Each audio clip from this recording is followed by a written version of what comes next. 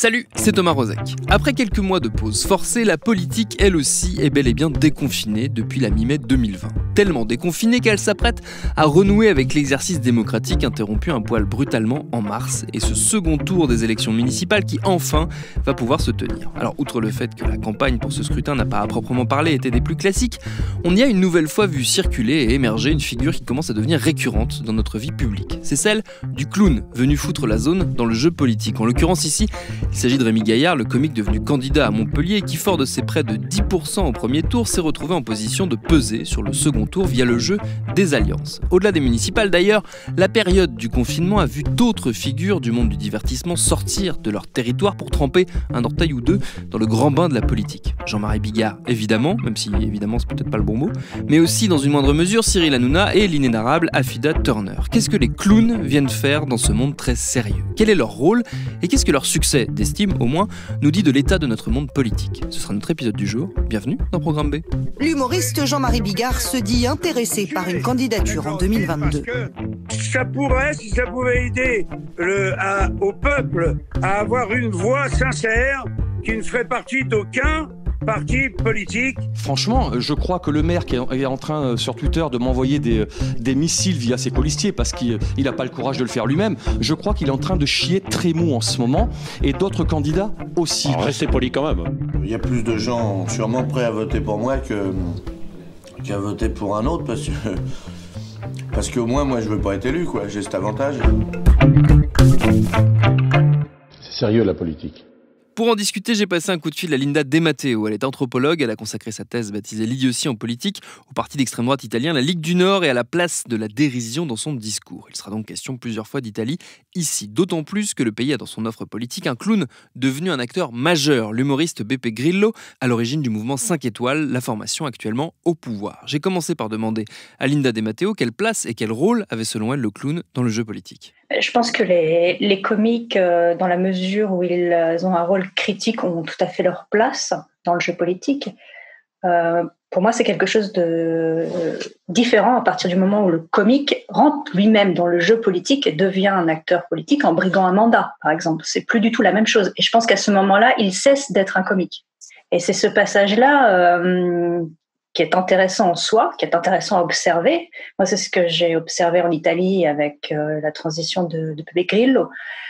Le parcours de Beppe Grillo est particulier, en fait. Les comparaisons qu'on fait actuellement entre le cas de Jean-Marie Bigard en France et Beppe Grillo, ça n'a aucun sens, en fait. C'est pas du tout le même comique.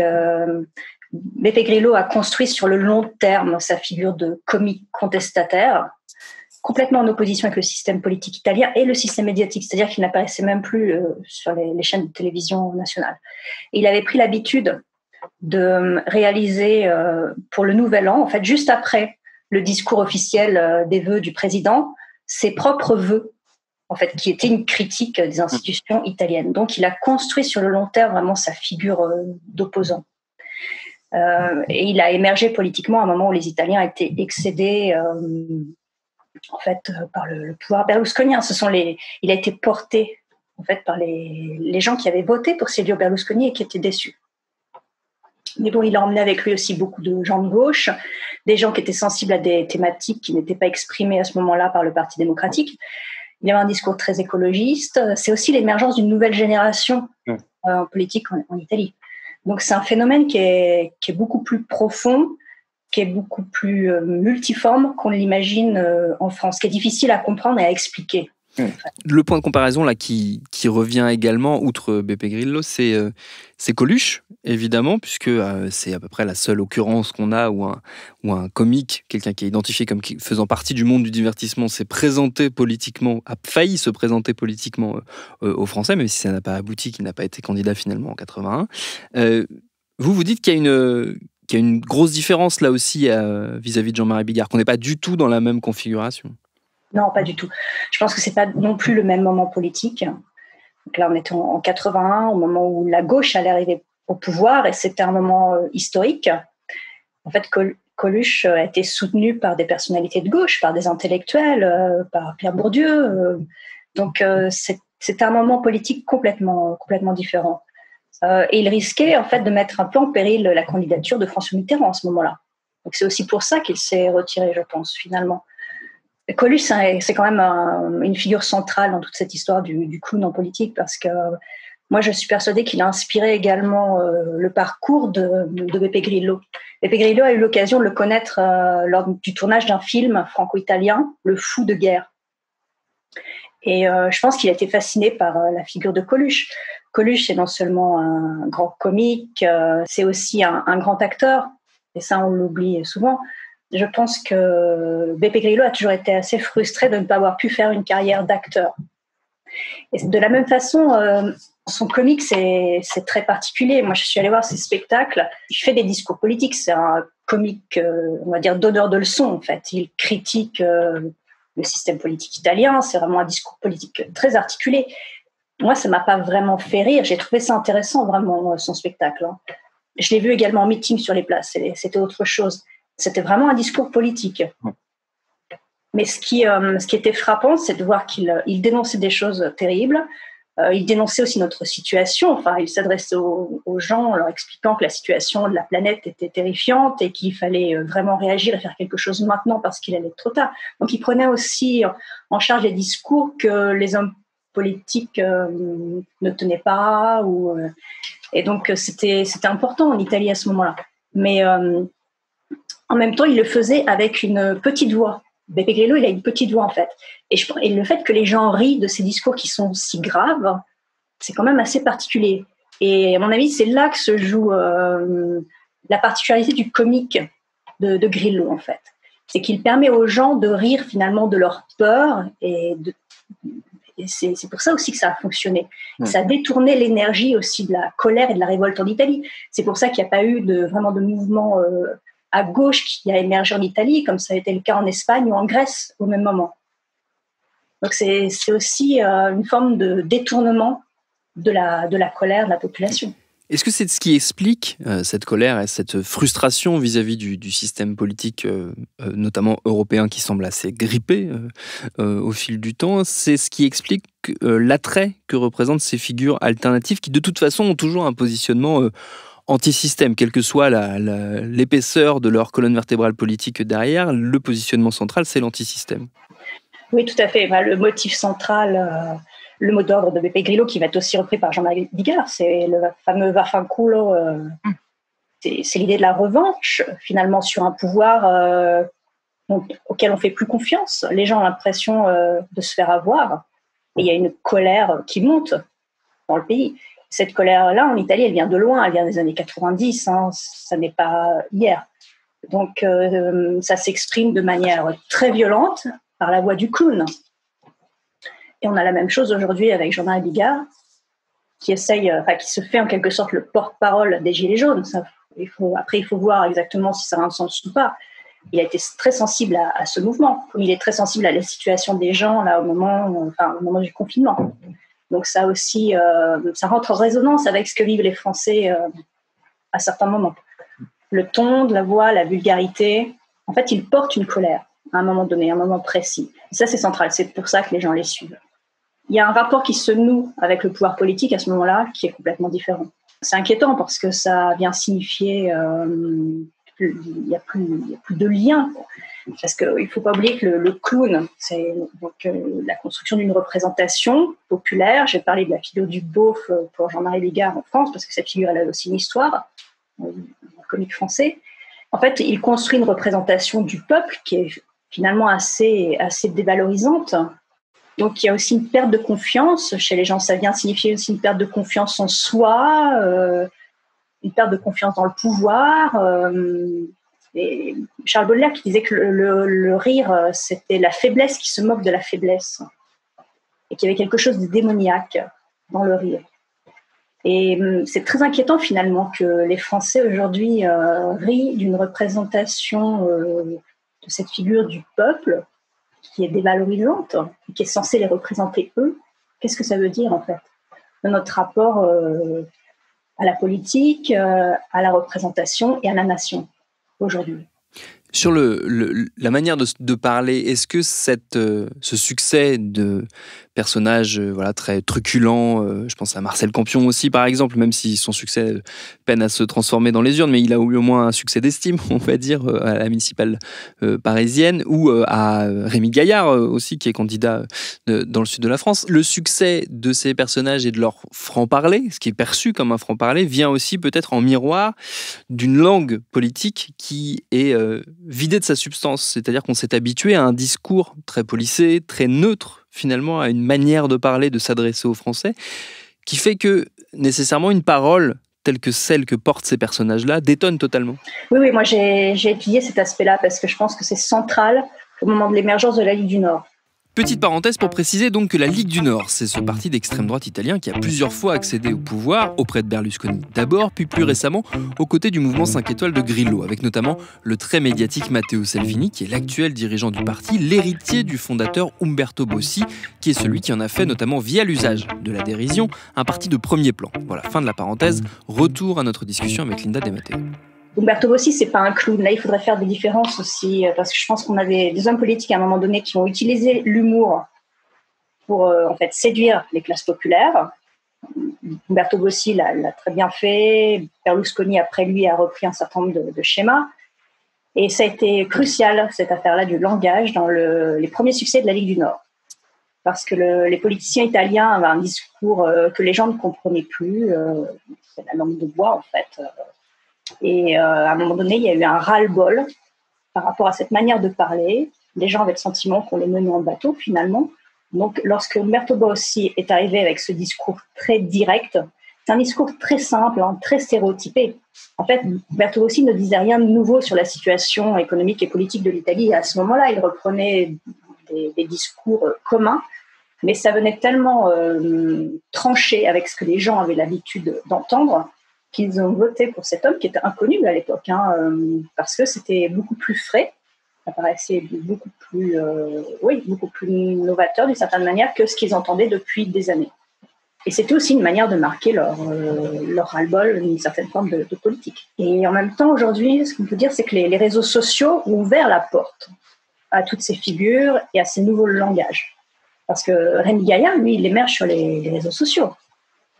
Et une figure comme Rémi Gaillard, dans un autre contexte et une autre époque, ça aurait été beaucoup plus difficile pour lui d'émerger. Il ne faut pas oublier non plus qu'aujourd'hui, par exemple, la plateforme de la Ligue du Nord, aujourd'hui, c'est la page Facebook de Matteo Salvini.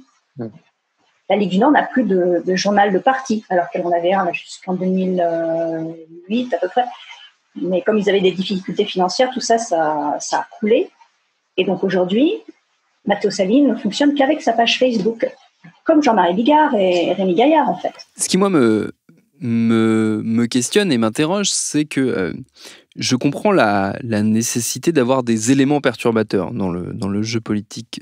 Là où je trouve qu'on atteint un point de bascule, c'est que ces personnages qui, de leur propre aveu, en plus se présentent en étant uniquement là pour foutre le bordel et pas uniquement pour gagner ou pour assumer des fonctions, se retrouvent parfois en position d'assumer justement des fonctions importantes et d'accéder à des fonctions alors que c'est en contradiction même avec le positionnement qu'ils ont. Là, j'ai l'impression qu'on a basculé dans autre chose depuis quelques années, peut-être une dizaine d'années maintenant. Et c'est là aussi que c'est un peu illusoire parce que finalement, ces personnages, ils ne sont pas non plus en mesure de faire tout un travail administratif derrière la fonction de représentation. Donc, et là, ils rencontrent très vite leurs limites. En fait, ils peuvent obtenir un mandat, effectivement, ils peuvent être élus en jouant sur cette corde du comique. Mais après, que sont-ils en mesure de faire? Qu'est-ce qu'ils portent comme discours politique et comme programme? C'est une autre question. Et finalement, Umberto Bossi, sa fonction dans le jeu politique italien, elle n'a pas été non plus très marquante. Il est resté quand même dans les institutions, il est encore, je crois, pendant des années. Qu'est-ce qu'il aura produit? De la même façon, Beppe Grillo, lui, il ne peut pas être élu parce qu'il a été condamné par la justice italienne. Il a tué quelqu'un malheureusement dans un accident de voiture, donc il ne peut pas prétendre à un mandat en fait. Donc, il ne peut pas être élu. En même temps, tous les élus qui sont entrés dans le système politique italien grâce à lui, ils ont dû apprendre aussi un métier. Ça n'a pas été évident. On a bien vu au départ que les représentants du mouvement 5 étoiles avaient des difficultés à s'adapter au fonctionnement des institutions italiennes. Il y avait des problèmes de compétences. Donc ça, on le voit à partir du moment où il y a un changement de génération, parce que c'est une période de transition. Mais ça, c'est assez vu. Ça a été assez difficile pour eux, cette première phase, en fait, du gouvernement. Mais certains aussi décident de rester, mais complètement dans la représentation, en fait, et de donner le travail administratif. Moi, je l'ai vu, ça, c'est le choix qui a été fait dans la Ligue, et ça quasiment depuis le départ, en fait. Comme ces personnages étaient essentiellement intéressés par la représentation, par leur image médiatique, par le scandale qu'ils pouvaient créer, ils ont quand même une influence très forte, hein, parce que en faisant ce scandale, ils font peur aux représentants des autres forces politiques, donc ça leur donne aussi un poids dans le système. Donc ils arrivent à conditionner tout le monde. Mais en même temps, concrètement, qu'est-ce qu'ils font? Pas grand-chose. Et souvent, ils ont délégué le travail administratif à d'autres figures, qui restaient plus discrètes, qui étaient en arrière-plan, qui souvent étaient issus eux-mêmes des institutions. Donc ils ont recyclé aussi beaucoup de gens. Ils ont permis, dans la Ligue, ils ont aussi permis à des gens d'extrême droite de rentrer dans le système politique, alors que ce n'était pas le cas avant en Italie. C'était beaucoup plus difficile, il y avait vraiment une barrière. Et donc c'est assez inquiétant parce qu'ils ne sont pas en mesure de tenir leurs promesses. Donc ils portent une révolte, ce sont des vengeurs, mais au-delà de ça, sont-ils en mesure de produire? Vous avez souligné un point qui, moi, me paraît décisif, c'est le fait que ces figures-là conditionnent effectivement une bonne partie du jeu politique. J'ai l'impression qu'on a là aussi assisté à un basculement où la figure du clown qui était perturbateur, qu'on pouvait laisser dans un coin, à la limite, qui faisait du bruit, mais dont on pouvait prétendre qu'il n'existait pas, aujourd'hui, les succès de ces personnages font que le reste de l'offre de politique est souvent obligé de se définir par rapport à ces personnages-là. Et donc, d'entrer, de donner un écho, une importance, on l'a vu avec Jean-Marie Bigard et ce fameux coup de fil d'Emmanuel Macron qui l'aurait appelé. J'ai l'impression que, oui, il pèse beaucoup plus sur le jeu classique qu'ils n'ont pu le faire par le passé. Là, je pense qu'il y a un certain nombre d'acteurs qui leur ont donné aussi de l'importance à un moment donné parce que ça servait leurs intérêts politiques. Donc ça, c'est très clair dans le moment où la Ligue du Nord émerge, dans la mesure où c'est aussi un moment politique très particulier pour l'Italie. Les régions du Nord, qui étaient traditionnellement à droite à ce moment-là, ont peur de voir émerger la gauche au moment des élections, etc. Donc, c'est leur intérêt de faire émerger ce bouffon, qui est une figure critique, pour capter des voix au détriment de la gauche. Et donc, les bouffons rentrent souvent dans des jeux de politique classiques. Et ça, c'est intéressant à observer. Il y a le coup de fil d'Emmanuel Macron à Jean-Marie Bigard, ça s'inscrit aussi dans toute une stratégie du président de la République de s'adresser à des personnalités plutôt conservatrices à un moment donné pour montrer aux gens qui appartiennent à ces franges-là de l'électorat qu'ils s'intéressent aussi à leurs problématiques. Donc ça rentre aussi dans une stratégie. Et ça, je pense que Jean-Marie Bigard n'en est pas dupe. Il a essayé de retourner les choses, d'ailleurs. Mais il faut être très prudent avec ce type de jeu parce que, en fait, on ne sait pas jusqu'à quel point on peut maîtriser l'ascendant du clown. Parce que le clown, il a quand même une force extraordinaire. Il est très populaire. Et ça se vérifie partout. Et c'est dangereux de jouer avec ces clowns.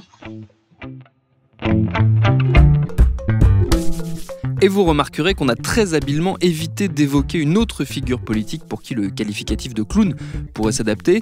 Un président en exercice, en quête de réélection, de l'autre côté de l'Atlantique, je ne sais pas si vous voyez. Enfin bref, c'est un sujet à lui tout seul. Merci à Linda Desmateo pour ses réponses. Programme B, c'est un podcast de Binge Audio préparé par Lauren Bess, réalisé par Mathieu Thévenon. Abonnez-vous sur votre appli de podcast préféré pour ne manquer aucun de nos épisodes. Facebook, Twitter, Instagram pour nous parler. Continuez de bien vous laver les mains, de respecter les gestes barrières et de ne pas vous laisser embobiner par les clowns. Et à lundi pour un nouvel épisode.